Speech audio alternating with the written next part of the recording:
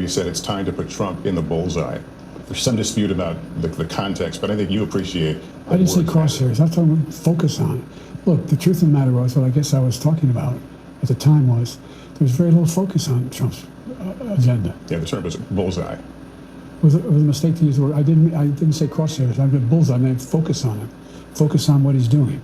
Focus on his policies. Focus on the number of lies he told in the debate. Focus. I mean, there's a whole range of things. Look, I'm not the guy that said I want to be a dictator on day one. I'm not the guy that refused to accept the outcome of the election. So this guy references that Joe Biden used the term bullseye, putting a bullseye on Trump. The very first thing that Joe Biden says is he starts talking about crosshairs, which is a completely different thing. Crosshairs you use to focus on the target. Bullseye is actually on the target, right? Or some might say bullseye is the target itself.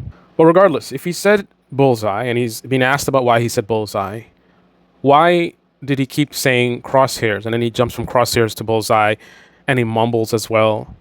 It's like, I didn't say crosshair, focus on.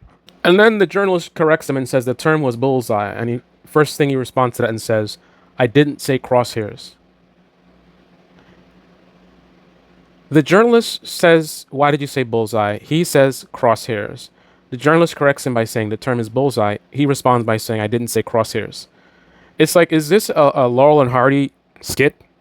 This is a prime example of why I've said that ever since the debate, and it's not because of the debate just sort of got us to focus on Biden and his cognitive condition. I was aware that he had cognitive issues. I just didn't know it had deteriorated that bad until not the debate itself, but after the debate, because I think the debate itself was just a bad night, lack of sleep, stress, whatever. That would easily explain why he crashed and burned. However, once I saw the interviews after the debate and I realized that this is probably him at his best, he was much better than the debate for sure. But certainly he was very much struggling with some basic things in ability to communicate. Then I realized that he's done. Live for him, anything live for him is done.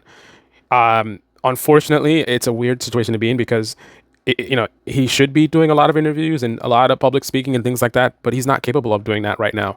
And I think him being out in the public only hurts. Now, I don't want to be a hypocrite. I always say follow the data. So I don't have any data to support that argument. So maybe I'm wrong. Maybe him being out here, even stumbling around, still helps. Or in contrast to him being in the basement, this is the better option. I don't know, but my instincts tell me that he really should stick to teleprompters. Don't do as much things like this. And if he's going to do speeches, definitely stick to the teleprompter. But even still, before you do any kind of speaking, teleprompter or otherwise, he's got to have all the sleep, do your yoga, whatever it takes to settle yourself and not be stressed out and be at your best, because his best is very, very compromised. So anything less than his best is very, very bad. So he basically needs to always be at his very, very best because he doesn't have anything to lose right now. He cannot afford to deviate from that because, again, his best is not very good. I think right now in this interview, we're seeing an example of his best where he can't even distinguish between bullseye and crosshairs. I mean, it's absurd. Again, I could see you stumble around, but then when the person corrects you and says the term is bullseye and you immediately say, I didn't say crosshairs. What? I mean, he literally is the only person that said crosshairs. I don't think the interviewer ever used the word crosshairs at all. It's Biden that introduced that word to the conversation. He keeps introducing it. And when you try to bring him back on track, he goes back to crosshairs. I am not a doctor.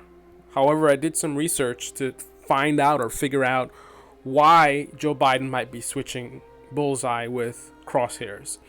So the first thing is memory confusion. People with dementia often experience confusion between similar concepts or words. Bullseye and crosshairs are related terms in context of targeting, which might be why the person is confusing them.